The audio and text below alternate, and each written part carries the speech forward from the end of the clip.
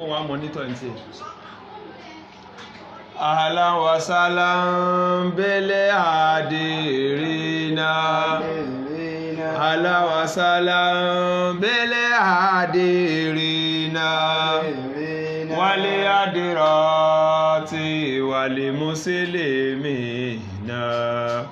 wal hadirati wal muslimina ahlan wa sahlan bil hadirina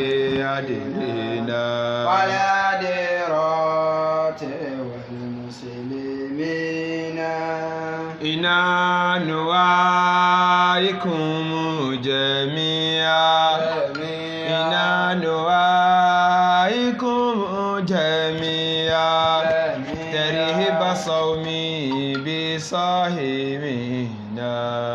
tarhiba sawmi bi sahimina wa salam bil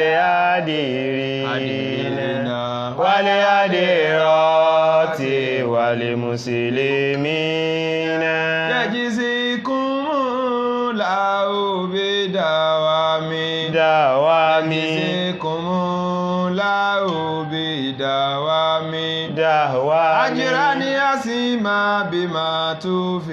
tufikuna ajrani asima bima tufikuna ala wa salam bil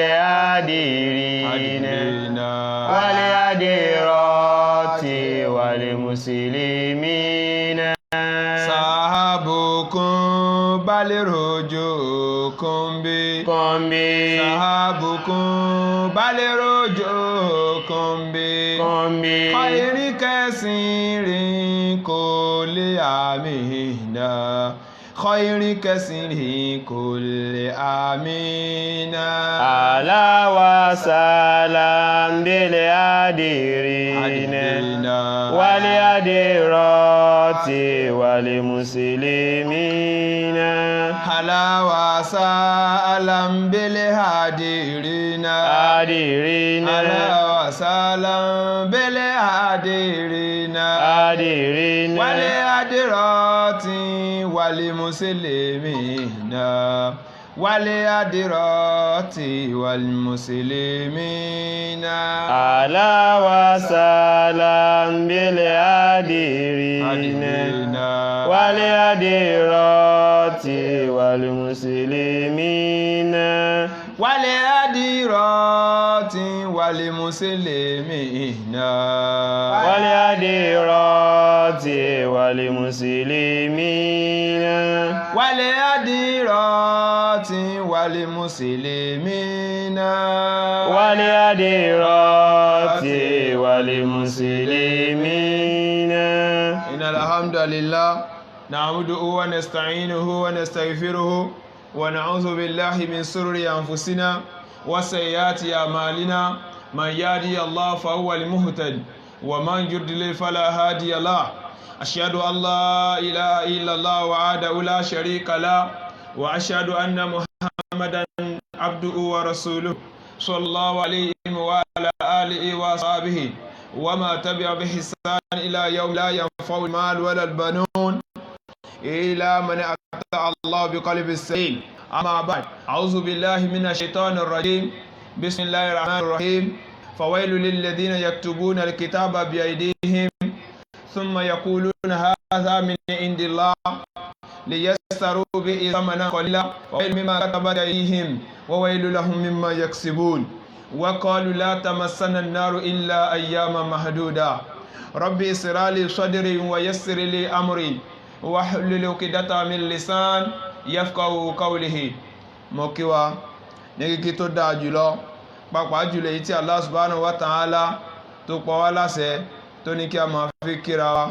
pàápàá jùlọ ní al-Qur'an al-Karim inú suratul Nisa chapter number 4 verse number 86 inú suratul Nur chapter number 24 verse number 27 verse number 61 pé assalamu alaikum wa rahmatullahi ta'ala wa barakatuhu wa alaykum salam wa rahmatullahi ta'ala wa barakatuh túmọ̀ sí pé ọlọ́run bá láàfin ọlọ́run bá orí àjẹjẹ náà rẹ gbé kó máa bẹ lórí mi àti ẹnì kọ̀ọ̀kan wa. Àmín. ẹ̀yin ọmọ ìyá mi nínú ẹ̀sìn wa, mo kí wa pé a kú àbọ̀ padà sí orí ètò wa èyí tí Ọlọ́run kádàrá pé kí èmi àti yín ká wà ní orí ilẹ̀ alààyè títí dèní, kò kí sagbára wa. Ó wu Ọlọ́run ọba ló fi èmi àti yín lẹ̀. Ọlọ́run ọba tó fi wálẹ̀ yìí, òun náà ni à ń pè ní Allah. Òun là ń pè ní Allah, ọba àlékè ọlá, ọba tó tóbi pọ̀.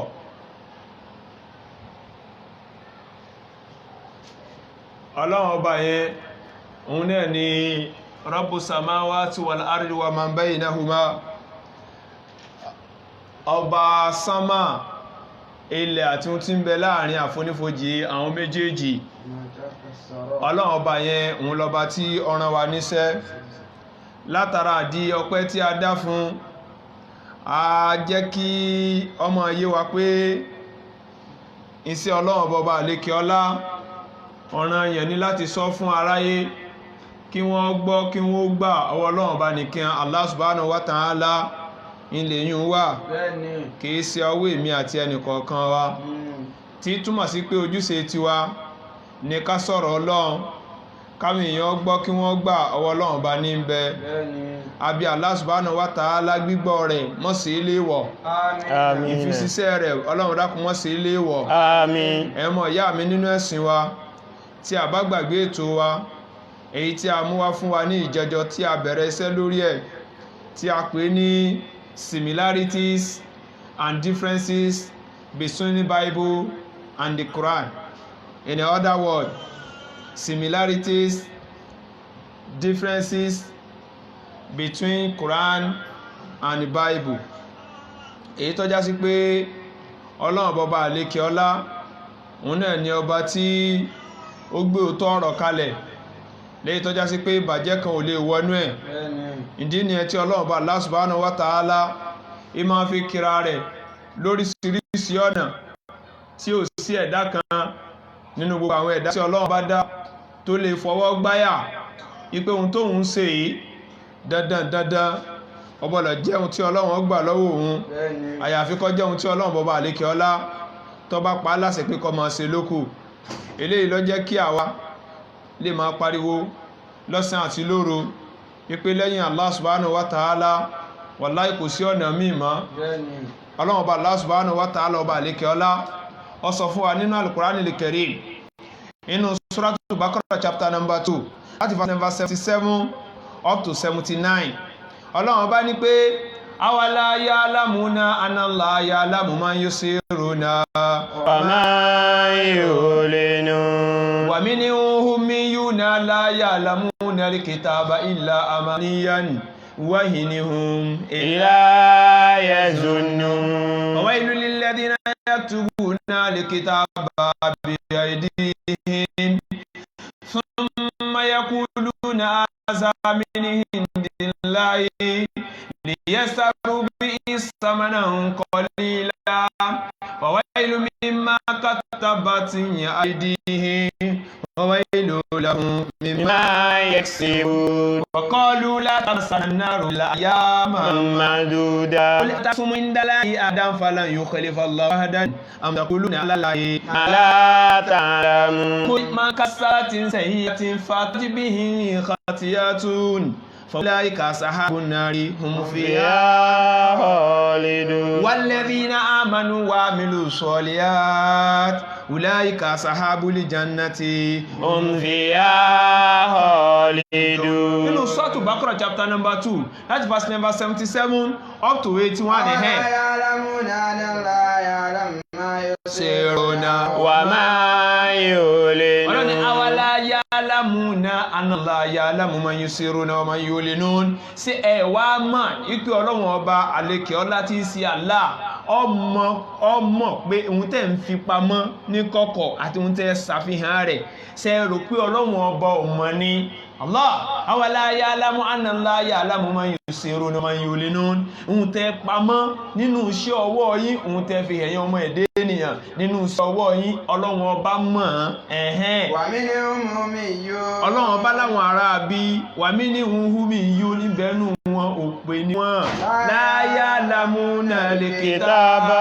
illa amaniya Ọlọ́run ọba ní wọn mọ̀ nǹkan kan nípa tírè mi Ọlọ́run ọba àyàfi ìtẹ̀lé àròsọ wa innahum ila yazunnun Ọlọ́run bí kò ṣe ìtẹ̀lé àbádídá ẹ̀dìrí Ọlọ́run ní ọ̀pọ̀lọpọ̀ àwọn tó dáhùn sọ pé ìwé táwọn lò ìwé ẹ̀sìn ni Ọlọ́run bá nírọ́ ni o àbọ̀wé ni wọ́n ń gbé káàkiri Ọlọ́run bá ní bó ṣùgbọ́n púpọ̀ wọn ìtẹ̀lé àròsọ dẹ̀ngbọ́ dẹ̀wí dẹ̀nrosọ́s òun ni àwọn nǹkan tí wọ́n ṣe kí ni tí wọ́n sọ gbogbo tí àwọn pásítọ̀ wọn bá ti sọ fún wọn òun ni wọ́n máa gbọ́ tí wọ́n sì máa tẹ̀lé kò sí èyí tí wọ́n bí dá nínú àwọn èèyàn láyé tí ó sọ yí pé èèyàn pàtàkì lòun àbí èèyàn lákàn lòun tí pásítọ̀ wa wà lérí ọ̀tá tí ọmọ preach ìṣó tó wá preach nǹkan tó rọ̀ kẹ́nìkan wá dìde pé sáà mo fẹ́ béèrè question níbo wọn ò bí ọrẹ Ọlọ́run bọba Allah subhanahu wa ta'ala ọwá ní síbẹ̀síbẹ̀ náà tòun tí wọ́n sì wà lọ́nà àánú yẹn náà wọ́n sì tún wọn tẹ̀lé àbá tí àwọn aṣíwájú yẹn máa tún dá fún wọn wáyé ní ohun ilá yazunnun Ọlọ́run ní tẹ̀lé àbá dídá ni wọ́n máa ṣe Ọlọ́run fawailul lilladhina yaktubuna al-kitaba bi-aydihim Ọlọ́run ọba ló sọ bẹ́ẹ̀ Ọlọ́run ní ègbé kọmọ bá àwọn ẹni tí wọ́n kọ ìwé kan pẹ̀lú ọwọ́ wọn èmi kọ́ ni mo sọ bẹ́ẹ̀ Suratu Baqara chapter number 2 verse number 79 Ọlọ́run ní fawailul lilladhina yaktubuna al-kitaba bi-aydihim ègbé mi Ọlọ́run ọba wáìlú ń bẹ̀ lọ́dọ̀ àwọn àfáà wo ní tafasir al-Qur'anil Karim wọ́n ní ọ̀gbùn kan ní jẹ́bẹ̀ nínú Jahannama tó bá ju ọmọ náà sí 40 ọdún sí róòlù lójú ọ̀nà kètí ìdélẹ̀ Ọlọ́run wá ní fawailul lilladhina yaktubuna al-kitaba bi-aydihim ìgbé ni Ọlọ́run ọba kọ́ mọ báwọn ẹni tí wọ́n kọ ìwé kan pẹ̀lú ọwọ́ wọn lẹ́yìn ìgbà náà wọ́n wá níwé yìí wá látọ̀dọ̀ Ọlọ́run ọba àtọ̀dọ̀ Ọlọ́run ọba ló ti wá yasaru bi samanan qalila nítorí kí wọ́n lè kẹ́ ẹ̀yin èèyàn lè bá fi ọwọ́ tó yẹpẹrẹ ọwọ́ pọ́ntọ́ kán lè bá yẹ̀yẹ́ ọ̀rọ̀ Ọlọ́run èyí tí sí ọ̀rọ̀ Ọlọ́run bá lóòótọ́ kún lè bá yẹ̀yẹ́ rẹ̀ kún lójú yín ẹ̀wó lè jọ́sí wọn lóòótọ́ ni wọ́n náwó sí ní wọ́n mọ̀ wá dán yànyànyànyànyànyàn tọ́mọ parọ́ mẹ́ Ọlọ́run bọ́bá àlékè ọlá ọwá ní fawailul lilladhina yaktubuna al-kitaba bi-aydihim mo gégùn fún àwọn tí wọ́n kọ̀wé pẹ̀lú ọwọ́ wọn súnmọ́ lẹ́yìn wá àgbà náà haza min indillahi eléyìí o àtọ̀dọ̀ Ọlọ́run ọba ló ti wá liyasaru bi samanan qalila nítorí kí wọ́n lè bá àfọwọ́ yẹpẹrẹ kí wọ́n lè ta ọ̀rọ̀ Ọlọ́run ọba lówó pọ́ntọ́ Allah fawailun lahum mimma katabat aydihim Ọlọ́run ní ègbé mi Ọlọ́run ọba kọ́ mọ ọba gbogbo tí wọ́n fọwọ́ ara wọn kọ mimma yaksibun Ọlọ́run bá ní gbogbo iṣẹ́ tí wọ́n ṣe pátá èmi Ọlọ́run bá ṣépè fún wọn tí ń ṣe gbogbo ẹ̀ tí wọ́n ń fò sọ́tún sófò tó ṣe èmi Ọlọ́run ọba ọ̀fẹ́ ni ò gbà lọ́wọ́ wọn qalu lan tamassana an-naru illa ayyaman ma'duda qalu wọ́n sọ pé la tamassana an-naru illa ayyaman ma'duda wọ́n sọ yí pé ní Ọlọ́run ọba ò lè ju àwọn àyàfìgbà díẹ̀ ẹ̀dẹ̀rẹ̀ wọn ní Ọlọ́run bó lè jáwọn àfìgbà díẹ̀ kul atakasumu indallahi ada kul sọ fún wọn pé atakasumu indallahi ada ṣe rádéhùn kẹgbà lọ́dọ̀ Ọlọ́run bá ní pẹ́kẹ́jì ajọ́ méjì àbíjọ́ mẹ́ta lásán abẹ́kẹ̀wọ́ ní òun gan tààrà falan yukhlifa Allahu ahadan Ọlọ́run falan yukhlifa Allahu ahadan èmi Ọlọ́run ọba ò kí ń yapa àdéhùn tí mo ti ṣe tó bá ti ṣe tèmi Ọlọ́run ó jìyà yóò tún ti tàkíyàmà tó bá ṣe tèmi Ọlọ́run ó gbádùn àyótún gbádùn kìyàmà Ọlọ́run fi ní pé mi yapa àdéhùn bí tí mo gbọ́rọ̀ sí náà Suratu Nisa chapter 4 verse number 40 mi gbọ́rọ̀ kó mi mo gbé sí ẹ̀yìn ìyẹ̀lẹ̀ yìí mọ́ yí ọ̀rọ̀ káàkiri am taquluna ala Allahi ma la ta'lamun am taquluna ala Allahi ma la ta'lamun ṣé ẹ fẹ́ mọ sọ́hun tẹ́ ẹ mọ̀ mọ́ èmi Ọlọ́run ọba ni ṣéhun tí ń wí ẹ fẹ́ mọ sọ pé mo wí ni ṣéhun tí ń sọ fún yẹn fẹ́ mọ sọ pé mi Ọlọ́run ọba ni mo sọ ni bala ma kasaba sayyatan wa tatibi khatiyatu Ọlọ́run bá ní pé sọ pé ìrẹ́ ànẹ́bí kò tẹ́ rí bẹ́ẹ̀ ẹnikẹ́ni tó bá ṣàṣìṣe ó tún wá fi ṣẹ́ ẹbú ó tún wá fi tẹ̀lé àṣìṣe tó ṣe yẹn faulaika ashabuna hum fiha khalidun Ọlọ́run bá ní pé èrò náà ni inú náà ni ó dé sí subhanallah waliyadu billah ọlọ́run kó so èmi àtẹnukọ̀ kan wá ń bẹ̀. Àmín. ọmọ ìyá mi níparí sí ọ̀rọ̀ wa ọlọ́run bá fi àyà 81 yẹn 181 wà fi sọ fún wa yí pé walladhina amanu wa amilus salihati. ẹni ó bá gbọ́rọ̀ sọ lọ́wọ́ ọba lẹ́nu tó ṣe àwọn nǹkan tó ní ó ṣe tó sàwọn ṣẹ́ tó torí ẹ̀gbá wọn ànẹ́bì dìde wá sórí ilẹ̀ tó tẹ̀lé mọ́jẹ̀mú ọlọ́run ọba lórí ilẹ̀ ulaika ashabul janna. ọlọ́ni wúláyé káàsì abúlé jẹ́nà àwọn wọ̀nyẹn ọmọ àlìjẹ́nà ni wọ́n èrò àlìjẹ́nà ni wọ́n hum fiha khalidun. ọlọ́ni gbére ni wọ́n mọ̀ sí lọ́mbẹ̀ Allah nígbàtí ọlọ́run ọba sọ̀rọ̀ ọmọ náà inú Suratul Baqarah chapter number 2 verse number 80 ọlọ́run bá ní hum fiha khalidun gbére ni wọ́n mọ̀ sí lọ́nù náà ọlọ́run fẹ́ sọ̀rọ̀ ọmọ àlìjẹ́nà ọlọ́run bá ní pé hum fiha khalidun àlìjẹ́nà náà verse number 81 gbére ni wọ́n mọ̀ sí lọ nínú ẹ̀ ìyẹn mọ̀ ìyá mi ìdí nìyẹn tó fi jásí pé ohun tí àwọn ènìyàn dàrú là ń fi ṣiṣẹ́ lórí ẹ̀ tí a bá gbàgbé ní ìjẹjọ́ mo mú àwọn evidence wá fún wa gẹ́gẹ́ bíi pé wọ́n ṣe gbé àwọn ọ̀rọ̀ ìwé yẹn ní kíkọ pàápàá jùlọ tí a ń pè ní manuscripts lọ́dọ̀ àwọn olóyìnbó ìwé àgbàsílẹ̀ nípa mọ́jẹ̀mú tọlọ́run ọba a sì prove ẹ̀ láti inú èdè Ìbérù náà jáde kó lè bá àyè wa dájú wípé ohun tí wọ́n ń pè ní òótọ́ ẹyọ kan ni ṣùgbọ́n aláwọn kan tí wọ́n sì ń lo agídí nípa rẹ̀ adẹ ní kò sí wàhálà ẹ lè kọlù wa fún debate èyí ò sí wàhálà ń bẹ̀ báíbù àwakọ́ ni a ṣe gíní àwakọ́ la kọ́ kò sí wàhálà ẹ lè pè wá fún debate on condition wa ẹni tó bá pè wá fún debate á sọ fún tó bá ti lè tẹ̀lé àwọn instruction tá a bá fún no problem we are ready for debate. So but tí ó bá lè tẹ̀lé instruction wa torí a kì í sí òpè tí ó kẹ̀dédé máa ṣe nǹkan láì ní ohun tó rinlẹ̀ tàbí ibi tí ìfẹsẹ̀ rẹ̀ múlẹ̀ ó ti wá kọ́nà kó ṣàlékún àgbọ́yé wa. Amina. Naam, tí a bá gbàgbé ní ìjẹjọ́ mo ṣàlàyé fún wa nípa bí àwọn èèyàn ṣe máa ń change words nípa pé kí wọ́n máa pe Jésù nípa kí wọ́n máa pe Jesus àti bẹ́ẹ̀ bẹ́ẹ̀ ṣùgbọ́n ráyè ṣiṣẹ́ lórí ẹ̀ ní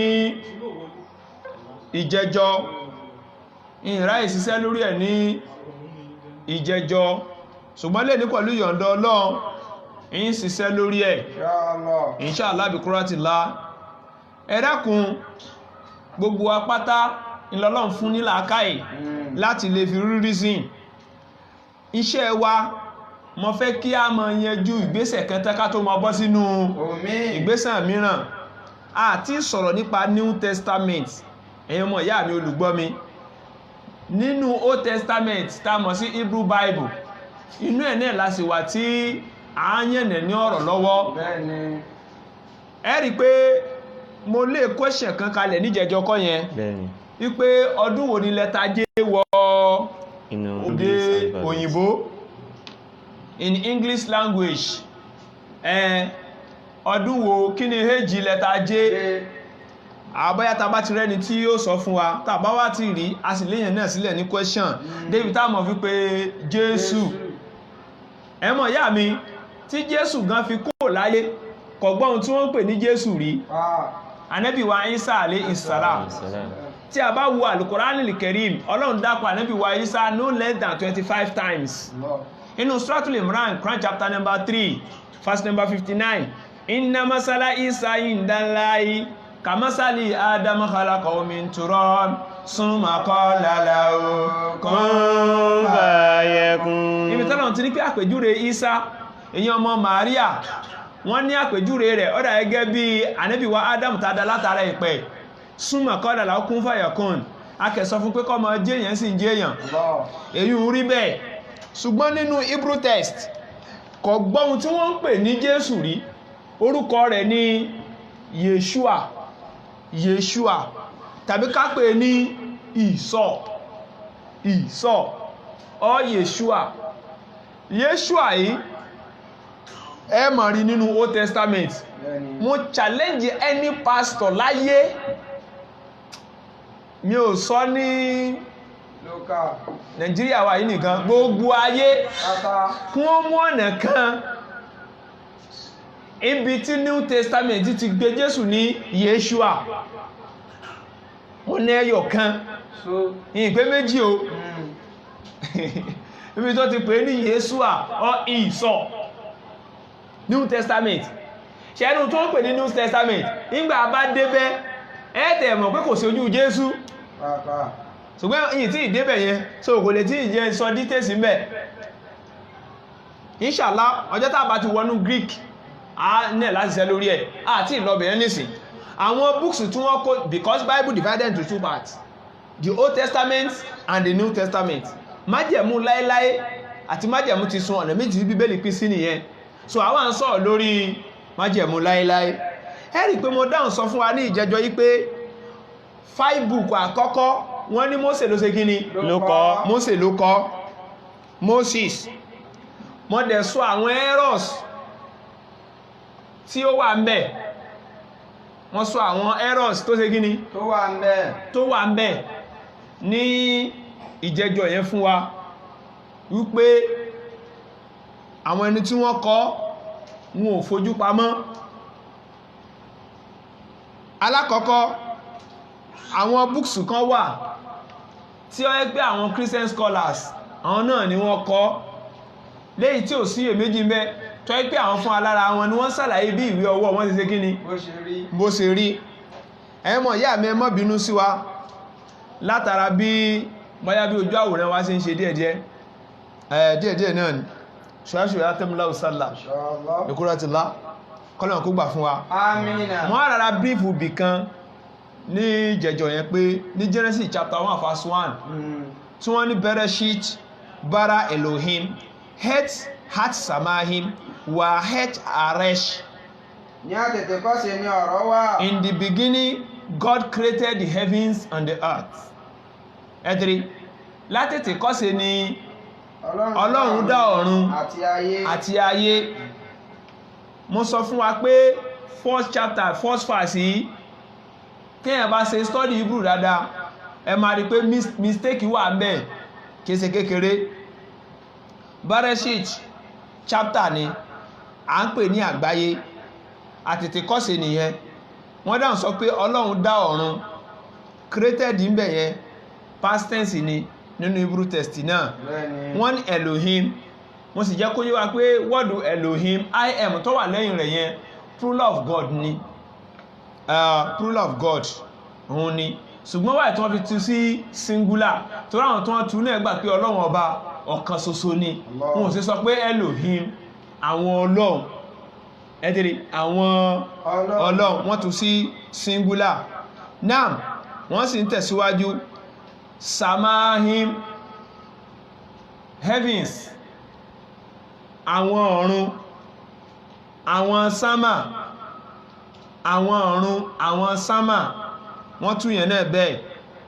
Wọ́n wá ní waret bí ká sọ pé wáwùlẹ̀ atif lọ́dọ̀ àwọn Lárúbáwá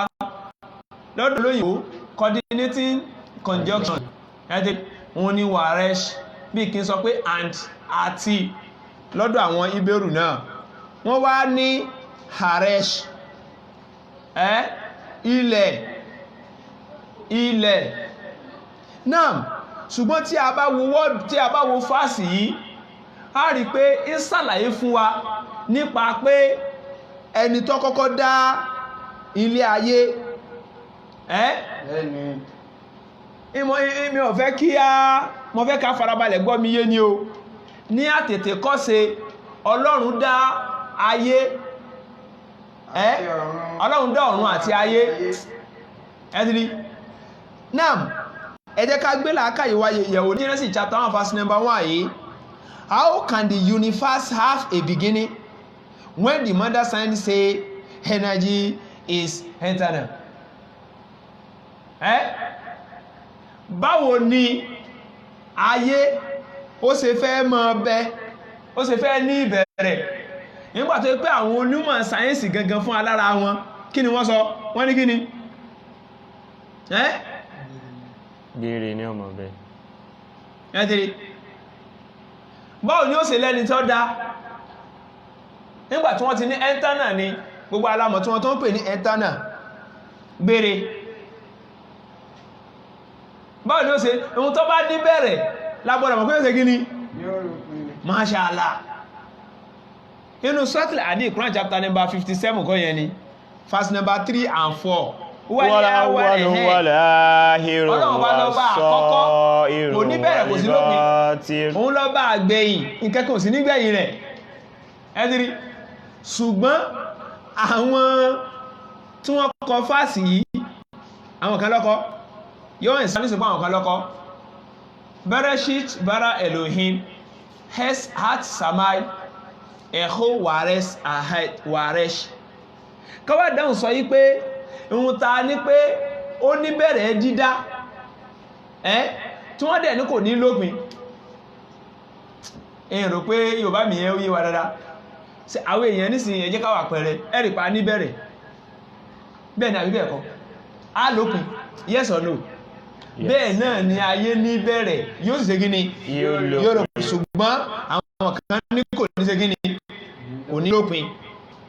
gẹ́gẹ́ bí àwọn kan ní wọ́n fara mọ́ ẹlẹ́ẹ̀kejì tó bá jẹ́ sí pé Genesis chapter number 1 verse number 1 Ọlọ́run ló ń sọ̀rọ̀ ń bẹ̀ yẹn ohun tá gbọ́dọ̀ rí bẹ̀ ni pé látètè kọ́ ṣe o èmi Ọlọ́run mo dá ọ̀run àti ayé ẹ̀tẹ̀rí èmi Ọlọ́run mo dá ọ̀run àti ayé so kèsè pa attribute ẹ̀ sí Genesis yẹn wọ́n ní Mósè ló kọ tí a bá lọ sí Genesis chapter number 2 verse 4 wọ́n sọ ọ̀rọ̀ kẹ́ńbẹ́ ẹ bá mi kà jáde lédè Yorùbá kí n tó béèrè question yìí lọ́wọ́ àwọn olùgbọ́ mi. ìtẹ́ ọ̀run òun ayé. ìtàn ọ̀run àti ilé ayé. òun ni wọ̀nyí. no Genesis chapter 2 verse 19 ni o 2:19 2 yẹn náà ni verse 19 ní kọ́ka.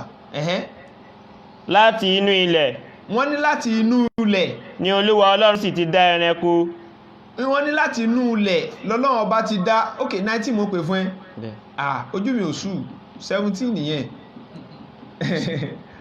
ṣùgbọ́n nínú igi ìmọ̀ rere àti búburú ni ìwọ kò gbọdọ̀ jẹ nínú rẹ̀. ṣẹ́tìgbọ́ èèyàn Ọlọ́run sọ fún Ádámọ̀ wípé nínú igi yẹn ìmọ̀ rere àti búburú ni ìwọ kò gbọdọ̀ jẹ nínú rẹ̀. ìwọ Ádámọ̀ àti Éfà ẹ gbọdọ̀ jẹ níbi igi yìí o. nítorí wípé ní ọjọ́ tí ìwọ bá jẹ nínú rẹ̀. ọjọ́ kíjọ́ tó bá fi jẹ níbi igi yìí. kíkú ni ìwọ ó kú. you will die on the same day. ọjọ́ yẹn gangan náà ni wàá ṣe kí ni. wàá kú jọ yẹn. dàbí bí ìgbé tó bá ti jẹ́ níbi igi yẹn ó ṣe kí ni. ó kú. Bíbélì wọ́n dáhùn sọ fún wa pọ́rọ̀ Ọlọ́run ni yes or no. Yes. ọ̀rọ̀ kan wà nínú Proverbs chapter 30 verse number 5 and 6 ẹ bá mi kà torí wọ́n ní ọ̀rọ̀ gbogbo ọ̀rọ̀ tàbákà nínú ọ̀rọ̀ Bíbélì ó wà fún ìtọ́nisọ́nà fún wà rere fẹ́ kọ́ koríko a máa rọ̀ ìgbẹ̀tí ẹ̀kọ́ gbogbo ọ̀rọ̀ Olúwa jẹ́ òtítọ́ ṣẹgbọ́ wọ́n ní gbogbo ọ̀rọ̀ Ọlọ́run ó jẹ́ òtítọ́ òun ni asá mi fún àwọn tí ń gbé òǹgbẹ rẹ̀ sẹ́rí wọ́n ní gbogbo ọ̀rọ̀ Ọlọ́run ó jẹ́ òtítọ́ Bíbélì ọ̀rọ̀ ta ni wọ́n pè wọ́n lóun la wá fi fún àwọn ẹni tí ń gbòǹgbẹ rẹ̀ ẹ̀tìrí náà so Ọlọ́run wá ní má fi kún ọ̀rọ̀ mi kí o sì má mú kúrò nínú rẹ̀ o sì gbọ́dọ̀ mú kúrò nínú ọ̀rọ̀ èmi Ọlọ́run ká má bàa wá gé ọ kúrò láàrin àwọn èèyàn rẹ̀ Proverbs chapter 30 verse 5 and 6 yes or no yes. Mashallah èèyàn lẹ́rìí now Genesis chapter 2 verse number 17 question mi wá rè Ọlọ́run pè Éfà ó pè Ádámà ó ní igi yìí ẹ gbọ́dọ̀ jẹ tẹ́ bá ti fi jẹ ẹ ṣe kí ni ẹ kú o wà lọ bá ayé o ẹ̀mí yóò sì bọ́ ìbéèrè mi wá rè láàrin yẹn why does this chapter use the Lord why didn't Adam die the day he eat the forbidden fruit kí ló dé tí Ádámù ò fi kú lọ́jọ́ tó jẹ igi tí wọ́n ṣe léèwọ̀ fún yìí gẹ́gẹ́ bí Genesis chapter number 2 verse number kíni 17 ṣe sọ fún wa as God say he would ẹgbẹ́ bẹ́rẹ̀ ti sọ pé òun máa ṣe wípé wọ́n bèèrè tó fi jẹ́ kí ọjọ́ tó bá ti jẹ́ báyìí ó kú ni. ara fásì eléyìí kò kí ń sọ̀rọ̀ Ọlọ́run bọ́tẹ̀ ṣe lè wó mọ́ torí pé lẹ́yìn ìgbà tí bíbélì ládámọ̀ tún jẹ́gi yìí tán kí ló ṣe ìsì tún bẹ́ ò nídẹ̀ ìgbà ẹ̀ ló bẹ̀rẹ̀ sí ní wá sórí ilẹ̀ ó bímọ ó bí Kán àti Abel ìtàn rẹ̀ bíbélì gbé ìbẹ̀yẹn kọ́ ni mo ń lọ. So fásì yìí Genesis chapter 2 verse number 17 kò kí ń sọ̀rọ̀ àtọ̀dọ̀ Mósè o ọ̀rọ̀ èèyàn ni o ẹjá tẹ̀síwájú. Now ní Genesis chapter 3 verse 5 ó sọ̀rọ̀ kan bẹ̀yẹn náà ẹ̀ka jáde kí ni tó sọ. Genesis chapter 3 verse 5. nítorí Ọlọ́run mọ̀ pé nítorí pé Ọlọ́run mọ̀ wípé ní ọjọ́ tí ènìyàn bá jẹ nínú rẹ̀ ní ọjọ́ tí ènìyàn bá jẹ nínú rẹ̀ nígbà náà ni ojú yín yóò là. ṣẹ̀tì níbi igi yẹn nìyẹn o níbi èso yẹn ó ní ọjọ́ tí èèyàn bá jẹ nínú rẹ̀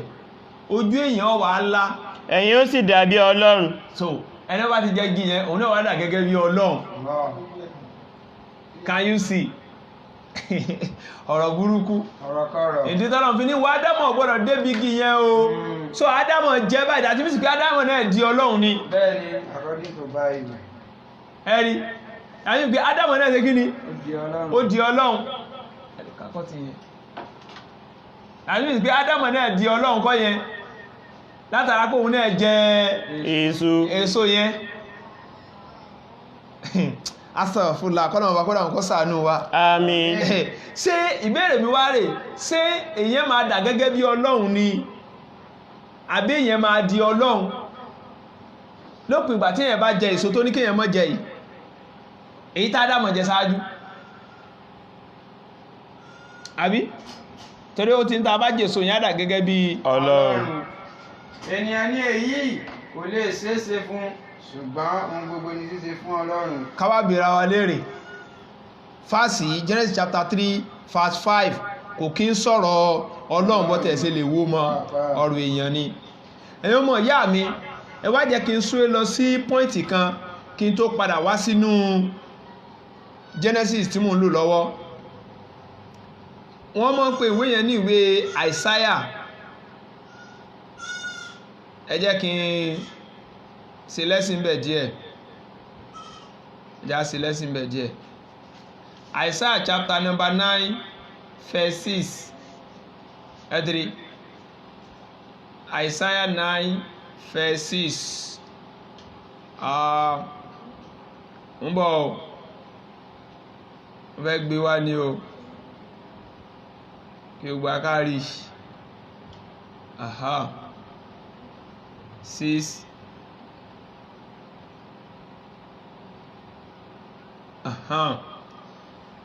Hebrew text ẹ̀ òun ni mo gbé sókè yìí. Bẹ́ẹ̀ni. Mo rò pá ń rí dáadáa nínú Hebrew text wọ́n dáhùn sọ pé kí alẹ́ di alot lanu bin nitan lanu wata am mishraha hale shikmowe wayokhira shamol pele yahois hel gibowa abidida shalohim. Nínú Hebrew text Isaiah 9 verse 6 ó ní kíyàlé dín yàlá dín bí nàtàn àyà mi ṣíra ìyàlè ṣíká mi kára ṣìmùfẹ́lá ìyàtà alẹ́ gẹ̀bẹ̀ ha adé ṣàrá ṣàlómú. Ó ní kíyàlé dín yàlá bí nìdá àyà mi ṣíra alẹ́ ṣíká mi kharashimi pelayati ileribo ade shara shalumu. Aisha chapter 9 verse 6 nìyẹn. Wọ́n wá ní nínú subhanallah nǹkan wà o ẹ dákun mọ́ dá nǹkan rú torí Ọlọ́run ẹ mọ̀ ìyá mi kíní yóò ṣe dàrú ẹ wò Hebrew Bible rẹ̀ Hebrew Bible rẹ̀ ẹ wá jẹ́ ká wo tẹ́sì yìí nínú ẹ̀ torí ìtọ́lọ́run ọba tó dá ayé àtọ̀run ẹ jẹ́ á wò nínú ẹ̀ kó hàn sí wa dáadáa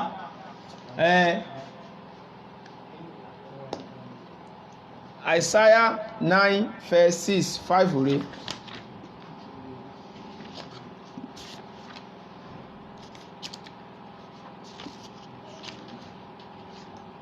torí Ọlọ́run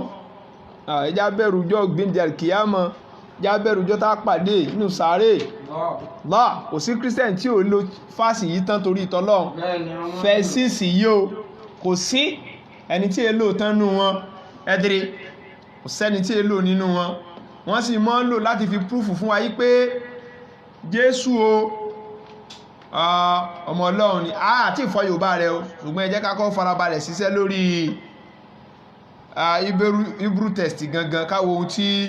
àwọn elédè gan ohun tí wọ́n tú síbẹ̀ àwọn tí wọ́n lédè gangan tí wọ́n nílẹ̀ wọ́n fi kọ Bíbélì wá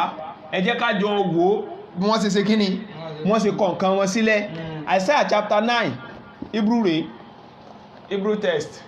òun rẹ̀ nẹ́yìn light eléyìí àjọsí ẹ̀ kọ̀ light àjọsí light fine ẹ̀dẹ̀rẹ̀ verse 9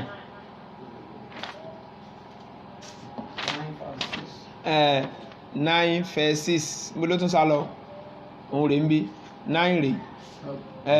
ẹ̀dẹ̀rẹ̀ pé mímù ni wọ́n kọ sórí ẹ̀ ohun tí wọ́n kọ sórí ẹ̀ rí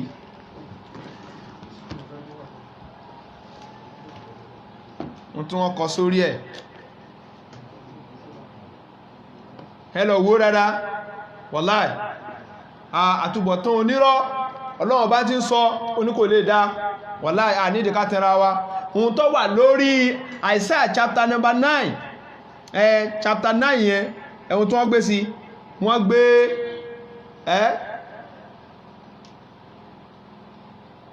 ẹ̀dìrí sí ó bú alárí ohun tí wọ́n gbé sí inú tẹ́sì wọn náà eléyìí nígbà míì tó bá wù wọ́n lè kọ báyìí ẹ̀dìrí nínú èdè wọn nígbà míì wọ́n lè kọ báyìí ṣùgbọ́n eléyìí a mọ̀ pé ní meme survey wọ́n mọ̀ pé eléyìí ní meme náà ohun tí ó wá yà wá lẹ́nu bẹ̀ ni pé nínú tẹ́sì ń bí báyìí ẹ máa wo wọ́n ní Allahu Akbar adúpẹ́ Ọlọ́run bá ta jẹ́ mùsùlùmí wàláì adúpẹ́ wọ́n ní kí yẹlẹ́t fọ́ tí bẹ̀rù bá sọ pé kí ẹ̀dìrí fọ́ fún wọ́n wá ní yẹlẹ́t yóòdò lambden dalet wọ́n tó wà mẹ́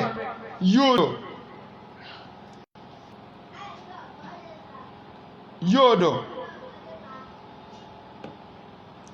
àti wà ní classroom nìyẹn o kò sí rọ́sírọ́sì mọ́ wọ́n ní yóòdò kíni wọ́n ní lamne wọ́n ní kíni dalet ẹ̀dìrí yolet lọ́dọ̀ wọn kí ni wọ́n á pè yolet nínú èdè wọn ẹmọ ìyá mi ẹmọ ọba mi ká lọ yolet nínú èdè Ìbérù wọ́n ń pè ní kíni a child ọmọ ọkùnrin kan ọmọ ọkùnrin ẹyọ kan náà nìyẹn náà wọ́n wá ní yalat tí àkún wọ́n ní yalet bí ní kí sọ pé lámúyẹ̀ lídí wà lámúyú lad kò bí mọ́ ẹnìkan ò sí bí Suratul Ikhlas Quran chapter number 112 verse 3 lámúyẹ́lé wà lámúyú lad because Arabic language and Hebrew language are sister language èdè tẹ̀gbọ́ntàbúrò ni bẹ́ẹ̀ni ẹ̀dìrí wọ́n wá ní yelid yalat yelid yalat yalat mi báyìí a máa rí yóòdọ̀ láàmdẹ̀ dalet ẹ̀dìrí lọ́dọ̀ tí wọ́n náà yalid yalat is born tó wọ́n pé yalat is born wọ́n wá ní bet kof sovet bin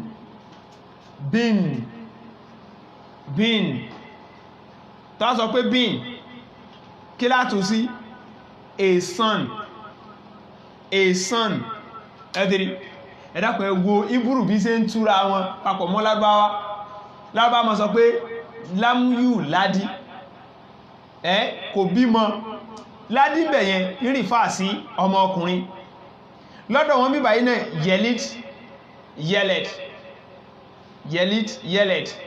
yelit Allahu Akbar ó wá ní yalat born bíbí yalat born bíbí Allahu Akbar ó wá ní bin bet nun sovet bet nun sovet bin a son ọmọ kan ó wá ní nititan a máa rí nun nínú nun a máa rí tava the last alphabet of Hebrew a máa rí nun sovet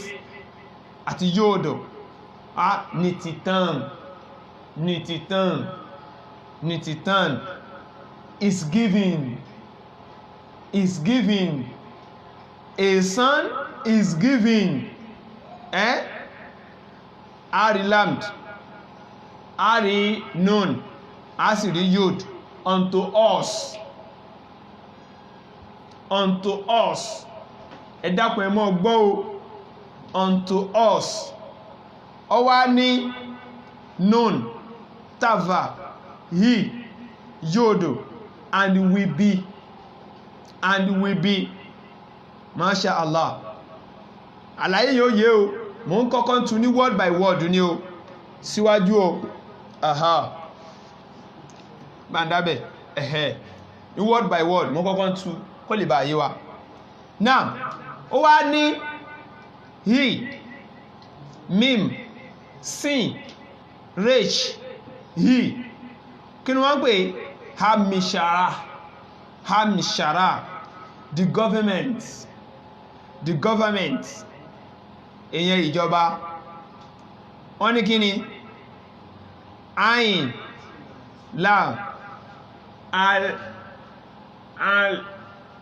al ẹ̀dìrí shekhim sin shekhim kaf shekhim mim shekhim nun sovet shekhim èyàn náà wọ́n ní èsódà ní èjìká rẹ̀ gẹ́gẹ́ bó sì wà nínú tẹ́stì wọn wọ́n wá ní yóòdò nun final nun soviet yóòdò kof dalet alif vayokhira ní gbogbo àwọn tí wọ́n translate bíbélì sí English àti other language ṣe mistake sí láyé wàláì wọ́n fẹ́ kọjá sí pé ẹni tó bá nínú lẹ́jì tí mo sọ yìí dáadáa ẹ lọ wo wọ́ọ̀dù vayokhira wà lọ́dọ̀ mi tí kámẹ́rà yẹn bá lè gbé ìbá ní kó gbé dáadáa dictionary àwọn Greek Hebrew scholars rabi òun mo tún gbé sójú ẹ̀ ẹ dákun ẹ wò dáadáa ẹ̀tìrí tẹ́wà wò vayokhira ẹ̀rì pé fẹ́ẹ̀wù ni ẹ̀tìrí òun rèé lókè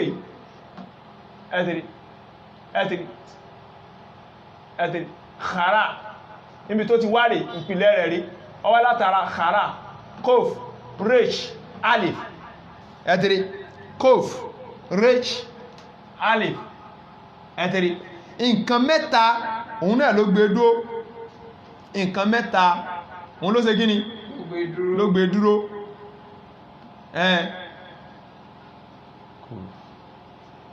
kof resh alif ẹ̀tìrí nǹkan mẹ́ta tó gbé dúró péréré ẹ̀tìrí khara ẹ lọ bí gbogbo àwọn tí wọ́n nímọ̀ nípa Hebrew text léèrè wọ́n máa sọ fún yín pé khara kó tó di pé níwájú rẹ̀ kí n tó ṣàlàyé ohun tó wà níwájú rẹ̀ khara mi past tense ni ẹ̀tìrí part of speech ẹ̀tìrí part of speech ẹ̀dàkàn bá mú pẹ́yìn yẹn ẹ̀tìrí nínú èdè òyìnbó nínú agbọ́nrin ọ̀rọ̀ ní ibẹ̀ òun rẹ̀ ń bí ẹ̀tìrí ẹ̀wò òun rẹ̀ part of speech verb rẹ̀ ẹ̀tìrí to call òun rẹ̀ phonetic spelling khawara ẹ̀tìrí òun rẹ̀ ń bí ẹ̀tìrí definition rẹ̀ to call ẹ̀tìrí láti pè ẹ̀tìrí proclaim read ẹ̀tìrí ìpìlẹ̀ rẹ̀ ni wọ́n sọ yẹ o sẹ́wọ̀n pé lárúbá ma sọ pé kọ́raha he read ẹ̀tìrí nǹkan mẹ́ta lọ́pamọ́ tí lárúbá bá sọ pé kọ́raha ẹ má wò ó tí lábá sọ pé kọ́raha ọ̀yà mọ́ slow system yẹn slow díẹ̀díẹ̀ ẹ má bínú o eléyẹ̀jẹ̀ ń kọ́ kéèké ká lè ráyè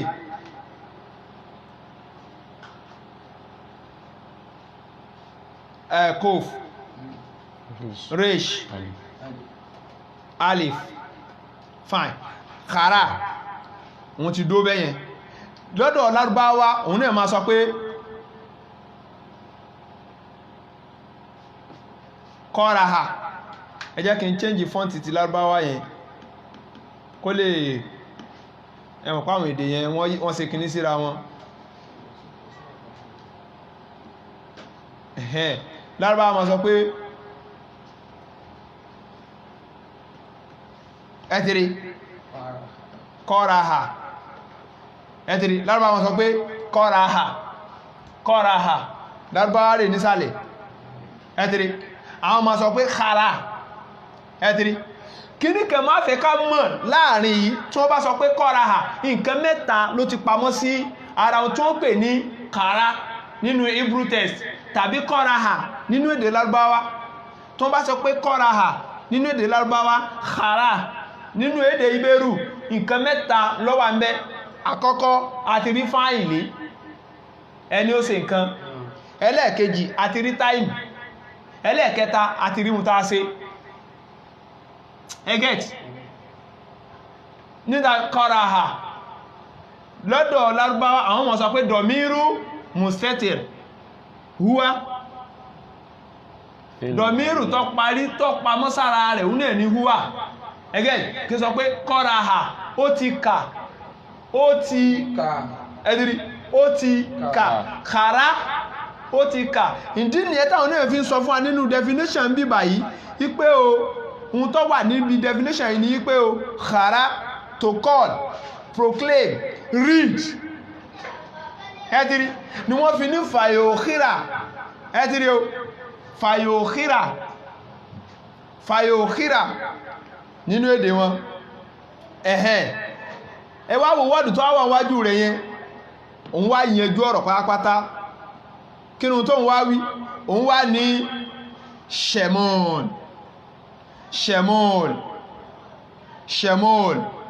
sin mim nun sofit shemol ṣe rí shemol rí ẹ jẹ́ ká wò ohun tí definition rẹ̀ yóò yí wa dáadáa ẹ́dìrí wọ́ọ̀dù kan ni ẹ̀dìrí wọ́n wá ní noun masculine get accepted a mọ̀ pé masculine ni wọ́n wá ní definition rẹ̀ a name orúkọ kan ẹ wá wò nígbà tí wọ́n wá ṣàbòsí ní owó ọ̀sàlẹ̀ ń bí kí ni wọ́n ṣe yìí jẹ́ wọ́n sọ níbi definition ẹ̀rì pé nígbà tí wọ́n gbé tọ̀hún yẹn wá wọ́n ní kí ni pass or kí ni proclaim read ṣe ẹ̀kú wọ́n sọ fún wa ṣùgbọ́n nígbà tí wọ́n dé bí ẹ̀rì pé wọ́n sọ wọ́n kẹ̀ sọ pé phonetic spelling shape wọ́n ní definition a name orúkọ kan ẹgẹ́t wọ́n lórúkọ kan ṣùgbọ́n ṣẹ̀mọ̀ní ẹ̀dìrí his name orúkọ rẹ̀ ń jẹ́ orúkọ rẹ̀ ń tí ń jẹ́ ó yàtọ̀ sí orúkọ rẹ̀ ọmọ jẹ́ ẹgẹ́t ẹlò tẹ́sì dáadáa sin mim nun faina or mim suffix ń sọ nípa past nǹkan tó ti ṣe kí ni tó ti kọjá wípé a ti bí ọmọ kan fún wa kìí ṣe pé a bí ọmọ kìí ṣe pé wọ́n ṣẹ̀ṣẹ̀ bí ní future tẹ́ bá wá padà sínú study ó máa hàn sí yín pé 700 years ló wà láàrin Mósè ló wà láàrin Àìsáyà àti Jésù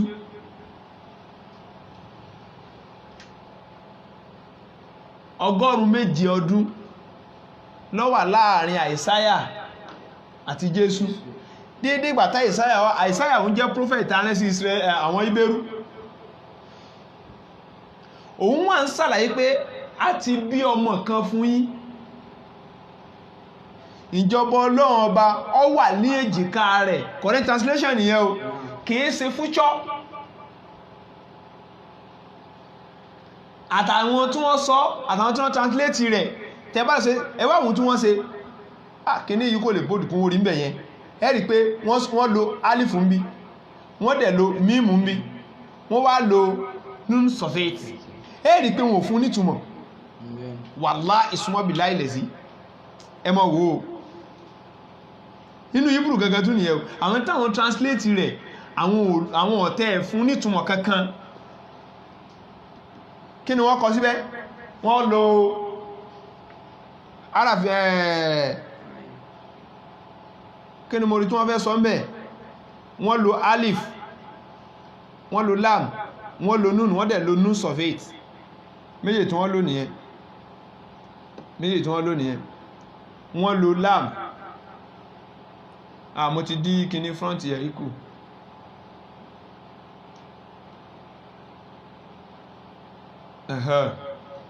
náà wọ́n lo lam àbí wọ́n sì lo nun wọ́n tún wá lo nun suffix ẹ̀tìrí náà wọ́n wá ní ẹ̀wọ̀n tó wá sí síbẹ̀ wọ́n á sì báyìí wàláì àwọn tí wọ́n translate ẹ̀ sédé òyìnbó sí other language wọ́n sì fi alif wọ́n mú nun suffix wọ́n sì delete ẹ̀ kó mẹ́ ṣùgbọ́n wà nínú text wàláì ọ wà ń bí ń rí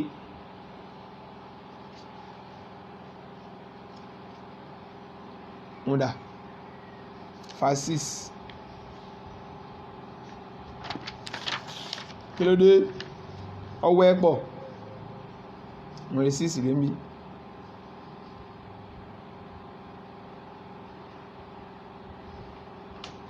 kàkàwọ̀ sísàlẹ̀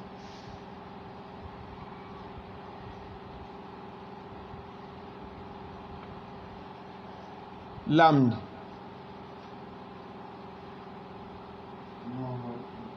Allah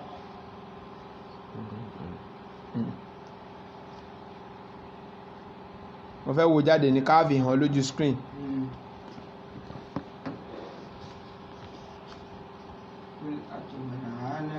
ikọ́ tó sọ àdìkì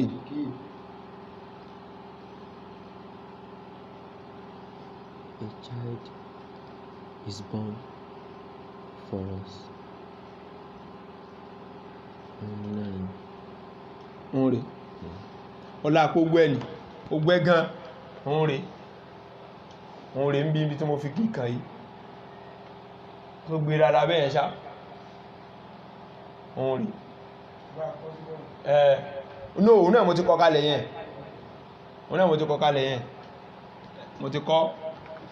mo ti kọ kalẹ̀ lam ẹ̀dìrí nun àti nun final ẹ̀dìrí ṣùgbọ́n lẹ́yìn àwọn kẹsẹ̀ kí ni wọ́n kẹ gbá kó mẹ́ bó sì wáyí wọ́n kẹ sí báyìí sí kí ló fà tí wọ́n fi tú ẹ̀mọ̀dí tó bá ti tú rìsọ́ọ̀tì tí ó mú wá ní pé a ti bí ọmọ kan in fact ìròyìn ọmọ yẹn gan kìí ṣe sojú àìsáyà ní sẹ́sẹ̀ tó fáwọn èèyàn níròyìn ọmọ yẹn kéré tí wọ́n fi tú àbí àti kìí ṣe pé a ṣẹ̀ṣẹ̀ bí no kìí ṣe pé wọ́n ṣẹ̀ṣẹ̀ bí wọ́n ti bí ní david táwà fi just dáhùn sọ fún pé jésù o òun ni àìsáyà chapter number 9 verse 6 ń bá wí kò rí fàásí àtọ̀ torí pé 100 ọdún ló wà láàrin àìsáyà àti jésù ẹ lọ rí kàtàn dáadáa so shemod eléyẹn fi hàn wá wọ́n tún wọ́n dáhùn sọ yí pé wonderful counselor God mighty ẹ̀tì hẹ́là wọ́n ní ọlọ́run ni mighty gìbòwà tí Hebrew bá dáhùn sọ pé kìíní yẹn yanu gan wọ́n pè ní gìbòwà hẹ́là meaning God ọlọ́run ṣùgbọ́n eléyìí wọ́n attribute sí Jésù gbogbo anẹ́ la mọ̀ pé Jésù kìí sọlọ́run Jésù kọ́ ni mighty torí Jésù ní pé kò sẹ́nì kankan tó dà bí kò ṣe wọ́n tún wà ní everlasting father bàbá tí ọmọ ọbẹ̀ lọ láéláé gbọ́n Jésù wá wọ́n ti gbé gòkè ọ̀run lọ ń bo coronavirus ló fẹ́ pa wá tán yìí Jésù ò ṣe sọ̀kalẹ̀ kọ́ wá gbà àwọn ọmọ rẹ̀ lẹ́ àbí ẹ̀rí ni gbogbo àwọn pásọ̀ tí wọ́n láwọn ṣe mírèkù ń sìn lórúkọ Jésù pé in Jesus name ni ẹ̀ fẹ́ẹ̀kì nídìí kẹ́yìn pásọ̀ donate owó fún wa ń ta nídìí akẹ́ nídìí mírèkù ẹ máa lọ China bí gíní ohun tó ti wọ Nàìjíríà kọ́lọ́wọ́n ṣàánú wa mẹ́ ẹ̀yìn pásọ̀ ẹ bọ́ta iṣẹ́ yìí dé wọ́n ṣiṣẹ́ ìyanu só gbogbo ayé ní ọ̀sẹ̀ mẹ́bí Olúwa ló fi sẹ́rin ọ a ti fi àmì òróró yàn mí láti gbìn àti láti fàtú ẹ bẹ̀rẹ̀ sí ní máa gbìn ẹ̀sìn máa fàtú ọmọ òróró pàwọn èèyàn lórí ìṣó fọwọ́ kan kòró ọmọ pé Jésù sí lára ẹ yọ́ta ni lọ́wọ́ kan so ẹmọ ìyá mi eléyìí ni ẹ̀tàn tí wọ́n fi ń tẹ àwọn ènìyàn wàláì ọdẹ burú jáì àti bí ọmọ kan fún yín Jésù kìí sí ọmọ o kìí sọmọ bíbí Ọlọ́run o ọmọ Màríà ni o Jésù gẹ́jẹ̀ jẹ́ ká mọ̀ pé ọmọ Màríà ni òun ṣe so mo fi yẹn mo fi clarify àwọn ẹni tí wọ́n mọ́ dáhùn sọ pé Jésù ni ọmọ Ọlọ́run kò sí ọ̀nà kankan tí Jésù gbà jẹ́ ọmọ Ọlọ́run in fact ẹrú Ọlọ́run ọba gidi original ẹrú Ọlọ́run ni Jésù bẹ́ẹ̀ sì jẹ́rú Ọlọ́run bẹ́ẹ̀ náà lèmi náà jẹ́ bẹ́ẹ̀ Jésù náà jẹ́ ẹrú Allah ẹni tí bá ti ṣèfẹ́ Ọlọ́run là ń pè lẹ́rú Allah so ẹ jẹ́ kí gbogbo akájọ ṣèfẹ́ Ọlọ́run Isaiah chapter number 9 verse number 6 ẹ̀dá gbé tóbi fọ́lọ́run ọba Allahu Akbar tàbá délẹ̀ a sọ tàbá ti délẹ̀ a ṣàlàyé ibẹ̀ fún wọn now Hebrew chapter number 9 verse number 6 ó ń rí fà sí ọ̀rọ̀ tí Àìsáyà ń sọ fún àwọn ìjọ rẹ̀ wípé a ti bí ọmọ kan fún yín ìjọba ọlọ́run ọba wà ní èjìká rẹ̀ aládé àlàáfíà sì ni ẹgbọ́ tán bá báyìí pé wọ́n tú bó ṣe yẹ kún ó tú ni ọba ṣe kí ni ọba yé wọn dáadáa náà ẹ rí pé mo káńsù wọ́ọ̀dù kan kú o mẹ́ òun dà mo káńsù wọ́ọ̀dù kan kú o mẹ́ ń sìn tí mo ní wọn ò tú kí ni wọ́ọ̀dù náà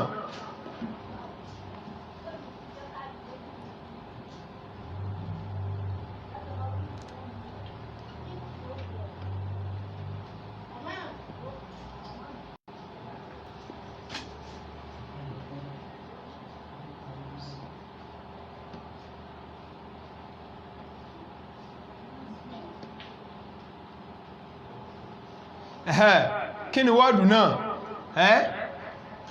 òun náà ni láàánú ẹ̀dìrí láàánú gbogbo ẹni tó bá lè kọ́ntàtì international speaker ẹ̀dẹ́kọ̀ ẹmọ́ ọkùnrin wọ́n bí i ṣe ń sọ̀rọ̀ yí o lam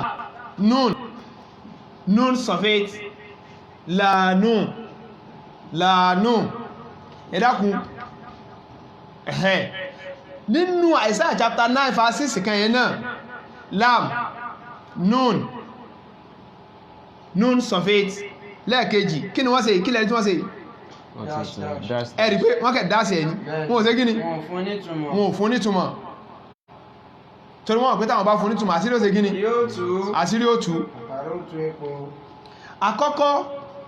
ṣe ráàrin tẹ bá dénú manuscripts gangan Bible ọ̀hún náà táà ń pè ní Hebrew text rẹ̀ òjòrò ti wà náà náà dáadáa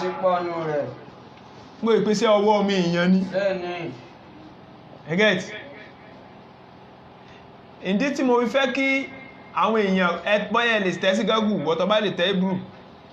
download Hebrew keyboard lórí fóònù ẹ lamde nun sọfẹ́t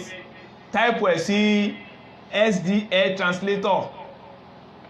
yóò gbé túnmọ̀ rẹ̀ wá ọlọ́run ṣe àwọn Christian náà ló ṣe Amẹ́ríkà wọ́n wá SDA translation wọ́n náà wọ́n ṣe so tàbí Hippo test ó wà nínú kìíní náà ẹ bá ti download ẹ type lamde nun and nun sọfẹ́t kó fún yín ní túnmọ̀ ẹniyẹ gangan wọ́n fẹ́ kẹ́ mọ̀ ní o ọmọ ń tó ń pè ní orúkọ tí wọ́n ń pè bẹ́ẹ̀ ní èdè Ìbẹ̀rù tó fi mẹ́ntí ṣe kíni tí ń rí fáà sí pé kọ́tẹ̀ ìjọ Jésù kọ́tẹ̀ sí lè wó mọ́ náà èyàn bẹ́ẹ̀ wọ́n ń tẹ̀síwájú nínú ọ̀rọ̀ yẹn wípé ọmọ yẹn o ọmọ aládé àlàáfíà ni bẹ́ẹ̀ ni àbí bẹ́ẹ̀ kọ́ wọ́n tẹ̀síwájú wọ́n ní òun ni Prince of Peace ọmọ aládé àlàáfíà ṣáá sàlò sin resh yọ́ọ̀dọ̀ ṣáá sàlò sin lamde nun mim sọfẹ́t shalom now shalom yẹn ni wọ́n pè ní peace àlàáfíà àwọn kankan wá wà láàrin yìí tó já sí pé tí wọ́n bá fẹ́ tú èdè tá a gbọ́dọ̀ fílẹ̀ láì tú a gbọ́dọ̀ tú dandan ni yàrí pé mi sọ tẹ̀léra wọn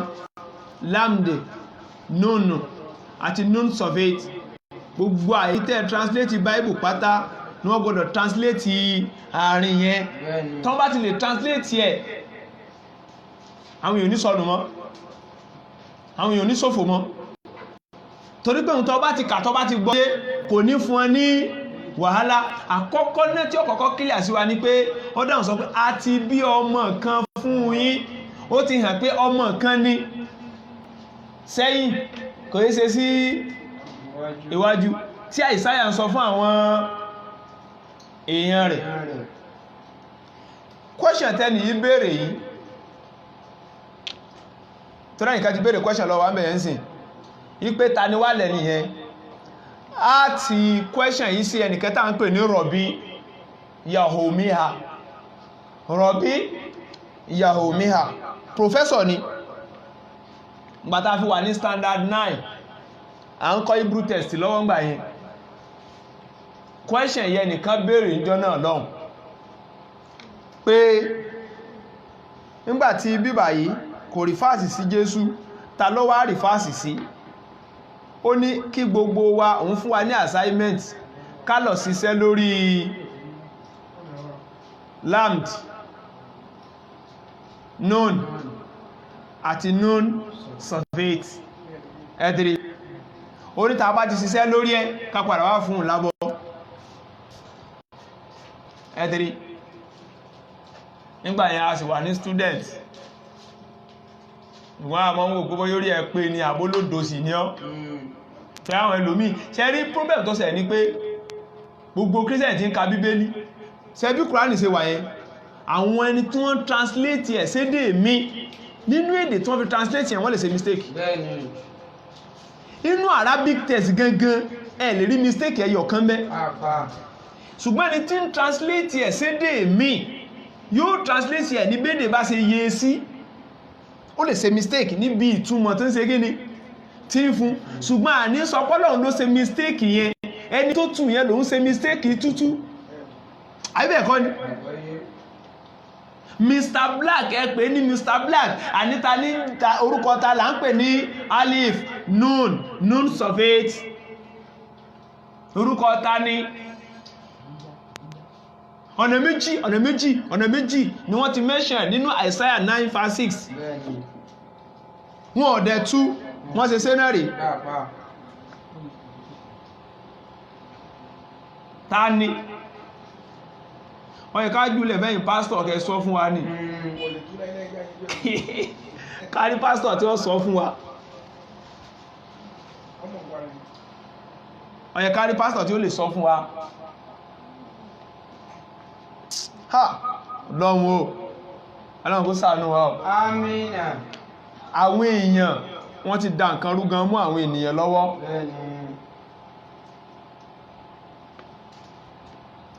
Ọ̀dá ẹ jẹ́ kí n ṣe báyìí kó lè bá hàn sí wa. Láàmù yẹn àti núnù yẹn àti nun surveyed yẹn mo fẹ́ kárí ohun tí ń ṣẹlẹ̀ nípa rẹ̀. Mo fẹ́ kárí ohun tí ń ṣẹlẹ̀ nípa rẹ̀. Ẹni tí mo ní kẹ́ dáńlódù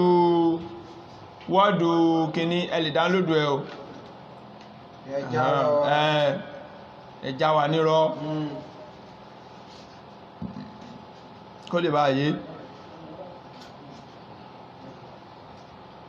Allah.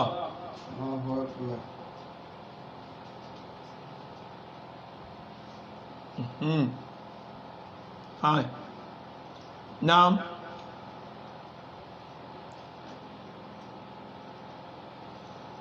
nínú tẹ́sì yẹn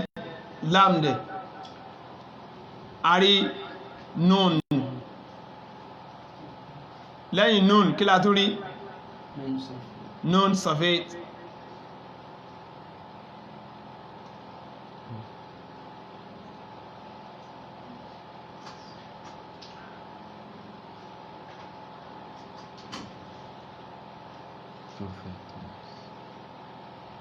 Nun surveyed. Mọ̀ báyá ẹnìkan wà ń bẹ̀ yẹn ọya ìbánikọ bá ń sún kí ní ìwálẹ̀ díẹ̀ kí wọ́n lè rí dáadáa so hàn dáadáa báyìí tó lọ́lọ́ ẹ̀dìrí word hypo àbí word hypo òun ni mo fi translate lam mim lam nun and the nun surveyed. Ẹ̀dàkùn ẹwọ tó fún wa dáadáa sọ́hàn sọ́hàn lójú screen bẹ̀ yẹn no àwọn tó ń wà ní online ó hàn dáadáa bí kí ni orúkọ tó fún wa yẹn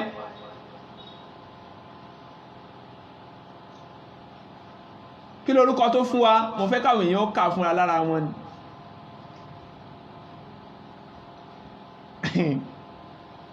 ẹ̀dẹ̀ kó dààmú sáyé Allahu Akbar kí ni orúkọ tó fún wa lam nun and nuns of it òun náà ló tẹ̀léra wọn yẹn àràfí mẹ́ta péré ni wọ́n dẹ̀ fi ààyè rẹ̀ lẹ̀ lọ́dọ̀ Àìsáyà wọn ò ṣe gíní wọn ò fún nítumọ̀ wọ́n fẹ́ káwọn ènìyàn ó rí dáadáa òun tún rẹ̀ ń bí wọn ò lè rí ti bí wọn ò lè rí ń bí sọ ó hàn àrí òun rẹ̀ ń sàlẹ̀ yìí òun rẹ̀ ń bí ó ti rí àbí fàṣàhà nínú Hebrew text ẹ dákun nínú Àìsáyà wáyé tí wọ́n fi yọ wọ́ọ̀dù prophet yẹn kó mẹ́ wọ́n ti mọ̀ pé ọmọ tí Àìsáyà ń júre fáwọn èèyàn yẹn ọ̀kan nínú àwọn prophet tó ti ṣáájú rẹ̀ ni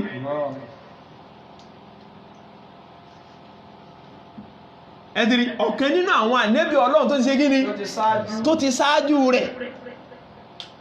òun ni torí wọ́ọ̀dù prophet ni kí ló dé tí wọ́n fi lo prophet tí wọ́n náà fi ń lò ní ọmọ bíbí inú Hebrew Bible gangan tó sì wà bẹ̀rẹ̀ Allah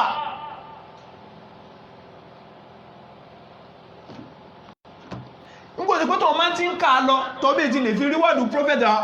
ànẹ́bí ó pé a ti bí ọmọ kan fún nígbòtí pé wọ́n bí àwọn ànẹ́bí Ọlọ́run náà ni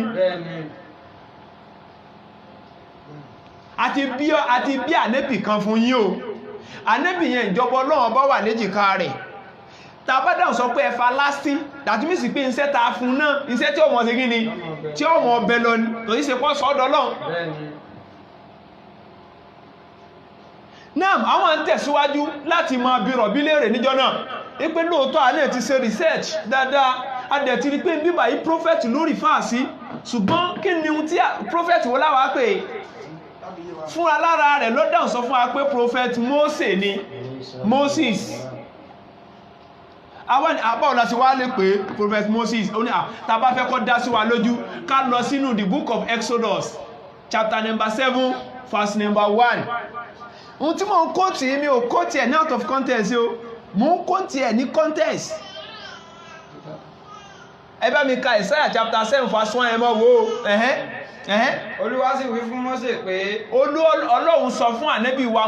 Mósè wípé wò èmi ò fi ọ́ sí Ọlọ́run fún Fáráò èmi Ọlọ́run fi ọ́ sọ Ọlọ́run fún Fáráò wọ́n ní nínú ìwé àwọn tá ń pè ní Támúlù táwọn ti kà á pé Ọlọ́run ó fọlọ́run ṣe Ọlọ́run fún Fáráò Mósè Ọlọ́run dojú ẹ̀kọ́ so kọ́ pé lọ́lọ́run lọ́dọ̀ Àìsáyà nígbà tí máa ń ṣèròyìn torí pé Mósè ti wá ṣáájú Àìsáyà so Àìsáyà tún ròyìn nítorí pé Hébérù náà ni Hébérù náà lárán náà sí Israelite lòun náà so èyí wọ̀rọ̀ Mr. Dúdú ẹ pé Mr. Dúdú ẹ tí ó bá gbọ́kọ́ gbọ́ngbà yẹn ẹni tí ó bá nígbà ẹjá filẹ̀ kí ló dé tẹ́ why you change the word wala talbisu al-haqqa bil-batili wa taktumu al-haqqa wa antum ta'lamun ẹ̀kẹ́ kọ́ ayé sí dàmú ní náà wọ́n kẹ̀kọ́ ayé sí dàmú léyìí tí ó sì lẹ́tọ̀ọ́ kálukú ní ọ̀bọ̀lọ́hun pàdé àbí Isaiah chapter 9 verse 6 kò rí fà sí Jésù o kódà tẹ́ mọ́nú Hebrew text gbogbo ẹnu mi sọ́hun mo fi hàn wáyìí ìṣe Jésù bí bó Shemol Fayokhira Shemol kàrá tó tún wá wà ń bẹ̀yẹn kọ̀rá tó wà níwájú Shemol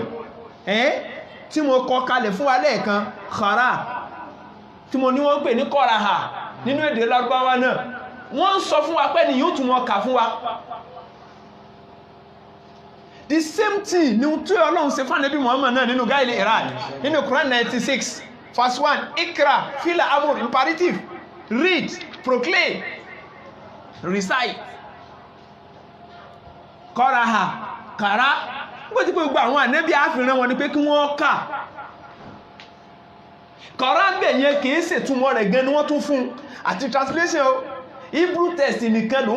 ń pè jáde gẹ́gẹ́ bọ́n ṣe kọ́lẹ̀ wípé kọ́ra ni ibo ni kọ́ra ti wá ṣe tútù mọ́ èyàn ọjọ́ Ọlọ́run tàbí ọjọ́ ọmọ Ọlọ́run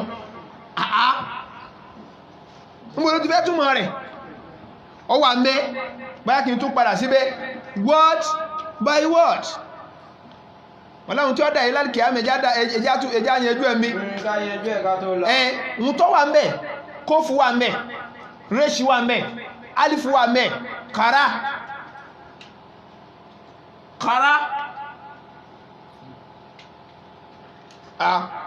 kí ni wọ́n pè ní kàrá ẹ̀dàkù torí Ọlọ́run kí ni wọ́n pè ní kàrá lédè Ìbẹ̀rù mọ́ tẹ́ ń fẹ́ ẹ mọ́ sọ fún mi torí Ọlọ́run ẹ mọ́ fi mílẹ̀ kọ́ mọ́ dàbí kó bá mọ́ ń tẹ́ yín èèyàn ó dàbí kó bá mọ́ ń tàn yín wọ́n pè ní kàrá ẹ sọ fún wa torí Ọlọ́run kàrá ẹ̀dìrí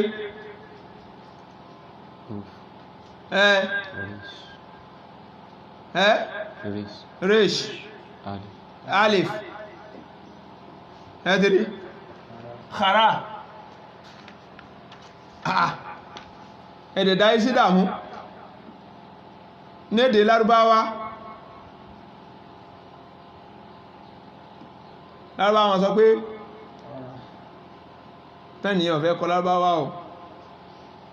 ọlá pé mo ṣe kọ kíní ẹ̀ kalẹ̀ gbogbo ìlòun ti gbà tẹ́ntì ẹ̀ Hebrew tó wọ́n bá fẹ́ kìí dùn wò ẹ̀hẹ́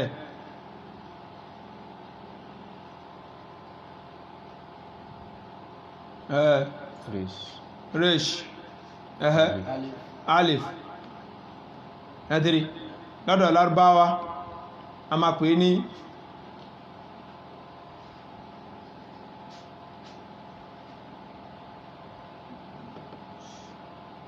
kọ́raha ẹ̀dìrí kọ́raha ká dictionary Hebrew tí mo gbé wálẹ̀ kan tí mo ní kẹ́ wò ẹjá tún padà síbẹ̀ kẹ́ tún lọ tún wò dáadáa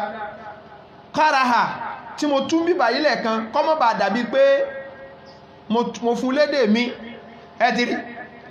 fẹ́bù ni read ẹ̀dìrí read that's what wọ́n fi ní to call imperative verb iṣẹ́ mélòó ní ṣe to call or to request iṣẹ́ méjì tí ń ṣe náà nìyẹn láti fi pè tàbí kíyàn fi béèrè nǹkankan kò níṣẹ́ mẹ́ta kàrá Greek dictionary gangan strong evidence ẹ lọ wo Greek dictionary follow number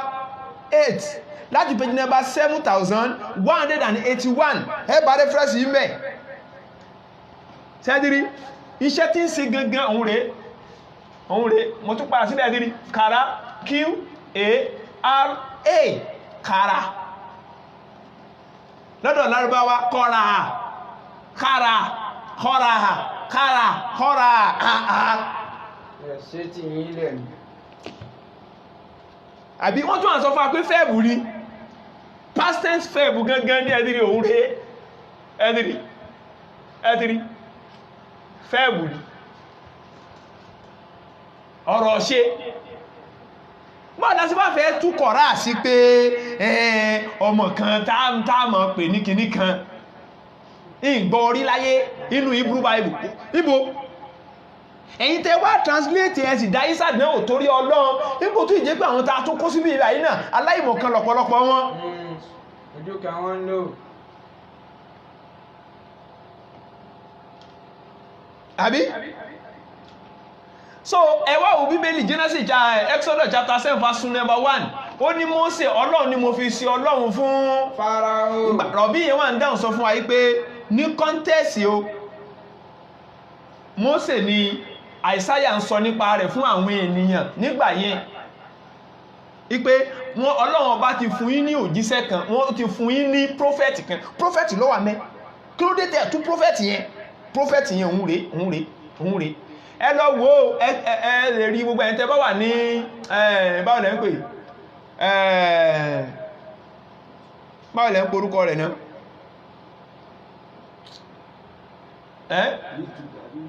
YouTube kọ́ Play Store ẹkẹ̀ type word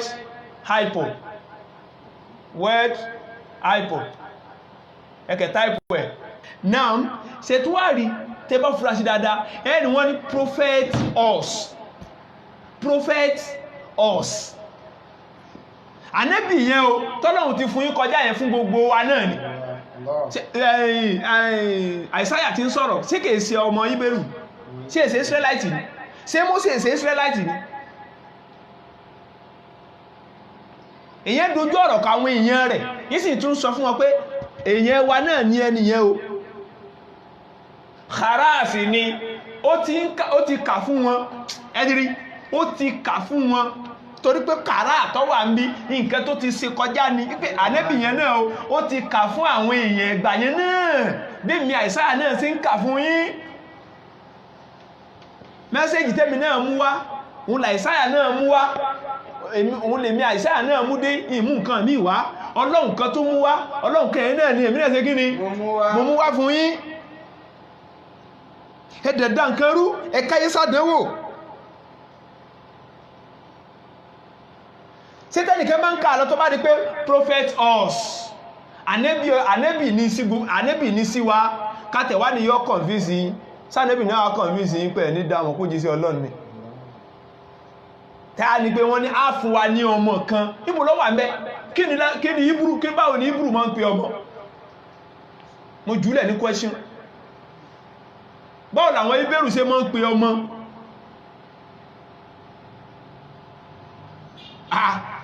lárúbá tí lárúbá bá sọ pé ibùn ọmọ Hébérù máa sọ pé ben ọmọ akọ nìyẹn masculine nìyẹn ẹ́dìrí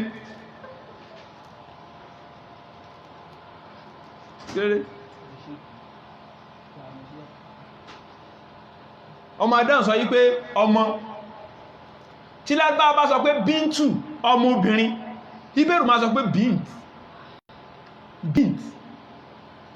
ẹ̀dẹ̀ dá gbogbo ẹ̀rú ẹ wá sọ ọ̀nà kan tí wọ́n ti pé bun àwọn bin nínú Isaiah chapter 9 verse 6 tó fi rìfà sọmọ. Alhamdulillah, I'm a student of knowledge. I consider myself as a student of student. Yes or no, Basit? Yes, sir. I'm a student. Another student. I'm a student, you know. I'm a student of knowledge. Abi? Ẹ̀dẹ̀dà ògbà sáàdẹ̀wò.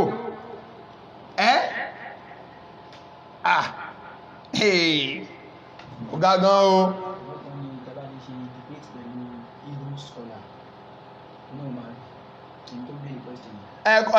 Kò sí wàhálà pé kó invite rẹ̀ kún fún wa á dẹ̀ fún wọn ní condition tó bá yẹ ká fún wọn.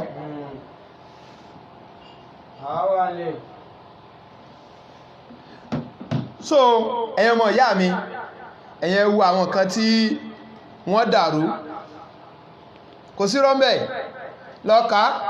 láti síwá táwọn fi ń gbé jáde sórí afẹ́fẹ́ èyàn àmọ́ parọ́ ní orí afẹ́fẹ́ bí ṣùgbọ́n wà kúlí já alẹ̀ ha kò wọ́sáka lìbátìl iná lìbátìlá Ọlọ́run ní òdodo ti dé irọ́ ti sá lọ dájúdájú àtúbọ̀tán irọ́ kò tó dá fún mọ́ ẹ̀rìnkẹ́ mọ́ tàn wá Ọlọ́run kẹ́ àwọn mùsùlùmí fá ayé tẹ̀lé nǹkan òpè fá a máa ń tẹ̀lé ẹ̀rí àwádìí nǹkan ṣe ní ká mọ kírun sọ́rọ̀ ló ní á kí kò sí jọ́sìn kan táà mùsùlùmí ṣe táà fi ń sin ànábì Muhammad ọkọ̀ wa bá sì sin Ọlọ́run ni kò sọ́nà ẹyọ kan tánàbì ni mo kọ yé o èmi ni kẹ́mọ̀ gíní ẹmọ́ sìn ẹ̀nà bá sì rí ní yóò bá sọ̀rọ̀ ní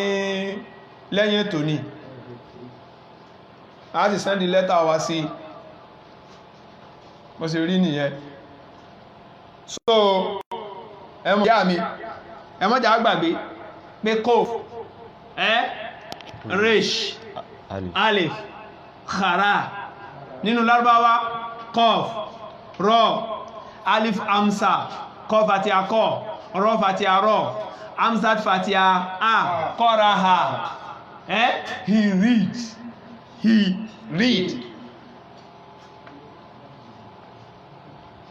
ó ti ṣe gíní ó ti kà ẹ̀dẹ̀dà gínà kí ló dúkù náà bí pé táìmù wá ti tó lè ní àbí bẹ́ẹ̀ni a sì níbi 3 minutes so pẹ̀lú ògo títọ́ lọ́run lórí ìdánilẹ́kọ̀ọ́ wa yìí náà ni a sì wà pẹ̀lú ògo tọ́lọ́run ní ọjọ́ mẹ́jọ a máa tẹ̀síwájú lórí àwọn kan tí wọ́n sì tún dàrú ẹ rí pé mo fi Genesis sílẹ̀ ni mo fi wá sí Àìsáyà ọ̀rọ̀ pọ̀ mẹ́tọ́ dàrú gan o ọ̀pọ̀ gan èèyàn mọ̀ yá mélòó la fẹ́ sọ èyí tèmi nìkan kọ ẹ jẹ́ kí n fi hàn yín lójú screen kẹrí ẹtìrí bó ṣe pọ̀ ẹ wò ẹtìrí tí wọ́n kọjá nínú Bíbélì ẹ wò ló kí ni tán more than 800 more than ẹ wò ẹtìrí bí sẹ́lọ ẹtìrí bí sẹ́lọ lójú screen ìwé Ọlọ́run tí ó sì láwọn ọ̀rọ̀ burúkú ẹ̀rí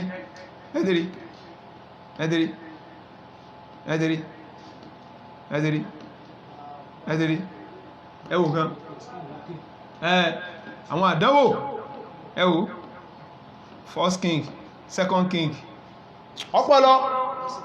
àwọn ọ̀rọ̀ burúkú ẹgbẹ́ tó láàkáyè gan bá ń gbọ́ wọn pé Ọlọ́run kẹ ẹ̀dẹ̀ tí ìríran o inshallah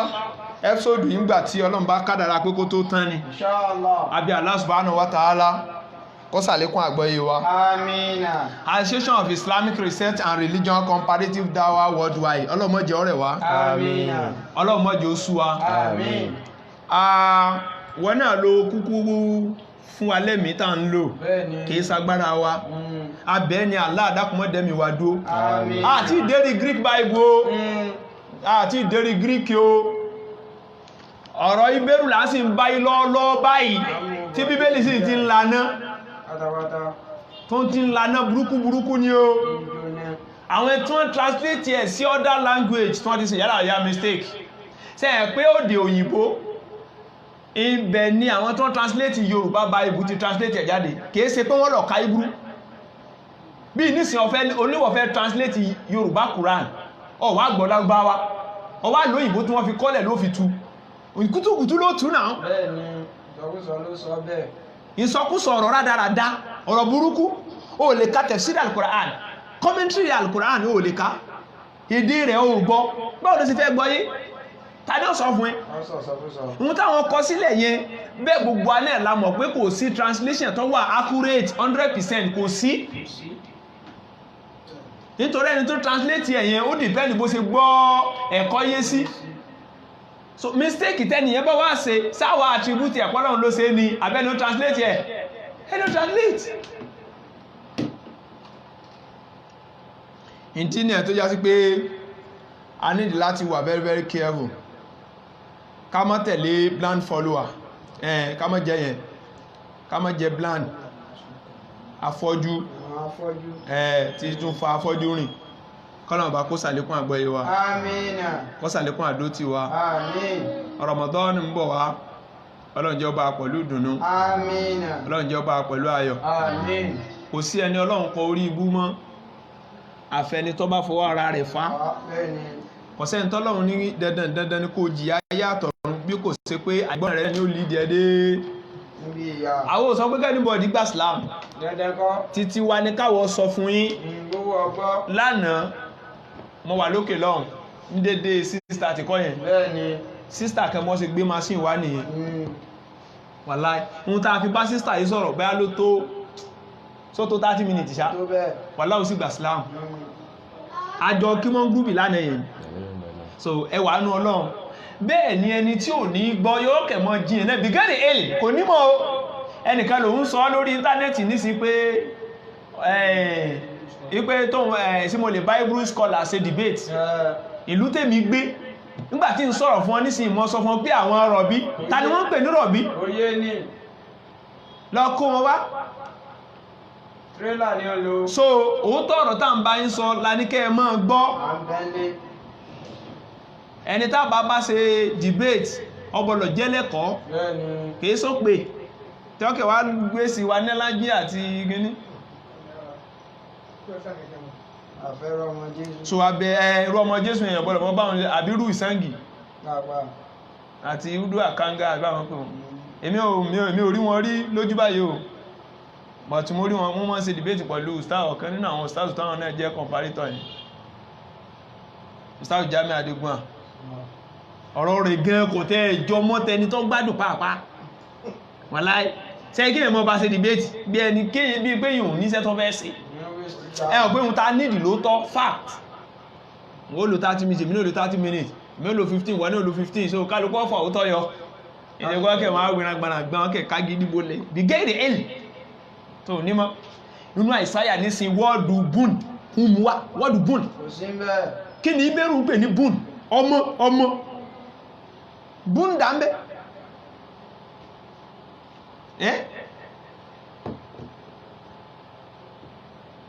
but nítorí òjòrò tó wọ́n fẹ́ ṣe fún wa àwọn náà ṣe ohun tí wọ́n fẹ́ ṣe so abẹ́ Allah subhanahu wa ta'ala kó ṣàlékún àgbọ́yé wa àmín ya Allah wọ́n dẹ̀ ṣàlékún àdó tí wa àmín la hawla wala quwwata illa billahi al-azim. gbogbo ẹ̀yin olólùfẹ́ wa ọlọ́mọ́sàbà fẹ́ràn yín Àmín. ẹ dákun ẹ jẹ́ á gbìyànjú láti tún share fídíò ìsíwájú sí kọ́nà kó dẹ̀ dó tẹnì kọ̀ọ̀kan wa Àmín. inshallah tó bá di ọjọ́ mẹ́jọ pẹ̀lú yọ̀ǹda Ọlọ́run ẹ tún máa bá a pàdé lórí ètò wa inshallah pẹ̀lú yọ̀ǹda Ọlọ́run inshallah lábẹ́ tọ́pìkì wa náà tí a sì wá ń bẹ episode 2 láti parí lẹ́nu ọlọ́mọdé afẹ́lẹ́ ìsàsìmọ́ àmín àìsàn tí ń dà wá láàmú àbí Allah subhanahu wa ta'ala lórílẹ̀-èdè Ọlọ́run dákun sábà kakú àmín ya Allah nǹkan náà mọ̀ wọ Nàìjíríà Ọlọ́run ṣàánú wa Àmín. ṣàánú wa Ọlọ́run àmín Ọlọ́run wọlá bí Ọlọ́run bá ṣe tó tọ̀ sọ fẹ́nìkan dákun ṣàánú wa àmín ya Allah mọ́jà ṣòfò àmín mọ́jà ṣòfò àmín gbogbo àwọn tí wọ́n ti bá kinní yìí rìn Ọlọ́run dákun ṣàánú wọn àmín gbogbo àwọn tí wọ́n jẹ́ àwọn ọmọ ìyá wa nínú Islam tí wọ́n bá Ọlọ́run bá foríjì wọn Àmín. gbogbo àwọn tí wọ́n jẹ́ kéfèrí tí wọ́n bá rìn àṣejù wọn ní a gbọ́dọ̀ ṣàdúrà fún wọn ọdọ̀bù yàwó abẹ̀wò Ọlọ́run ọba dákun mọ́sàbá dáadúó Àmín. mọ́sàbá wa dáadúó Àmín. mọ́sàbá wa dáadúó Àmín. ọlá ilaha illallah Àmín. ọlá agbára wo Ọlọ́run Àmín. ọlá ìníkù wo Ọlọ́run Àmín. ọlá bíbẹ̀ wo Ọlọ́run Àmín. ọlá pé kò sẹ́lòmíì tá a lè fi bẹ̀ Ọlọ́run tó ju Ọlọ́run náà lọ mọ́sà sálátìlẹ̀ fún gbogbo wa Àmín. ìlú sakimọ́jẹ́ ọba jẹ́ Àmín. ọba wa Khalid Ọlọ́run mọ́sàbá mójútó wọn Àmín. Ọlọ́run mọ́bàlú sakíjẹ́ lásìkò wọn Àmín. àìsàn yìí wọ́n jẹ́ ọ̀rọ̀ lù wá ńlẹ̀ yìí Àmín. ní Nàìjíríà wọ́n jẹ́ ọ̀rọ̀ lù wá Àmín. ní káàkiri àgbáyé ibi tí ń rọ̀lù wọn Ọlọ́run dákun sábà sí wọn pẹ̀lẹ́pẹ̀lẹ́ Àmín. gbogbo àwọn ọmọ ìyá wa nínú ẹ̀sìn Kristẹni Ọlọ́run bá dúró tì wọ́n Àmín. Ọlọ́run bá ṣàlékún ìmọ̀nà fún wọn Àmín. Ọlọ́run bá fi wọ́n mọ̀nà Àmín. wátá tí mọ̀nà Ọlọ́run sọ wá nù Ọlọ́run Àmín. Ọlọ́run sọ wá nù Ọlọ́run Àmín. wala la hawla wala quwwata illa billahi al-azim náà fóònù nọ́mbà wa 080 080 78 78 23 23 68 68 76 76 lẹ́ẹ̀kan sí lẹ́ẹ̀kan sí 080 080 78 78 23 23 68 68 76 76 MTN line wa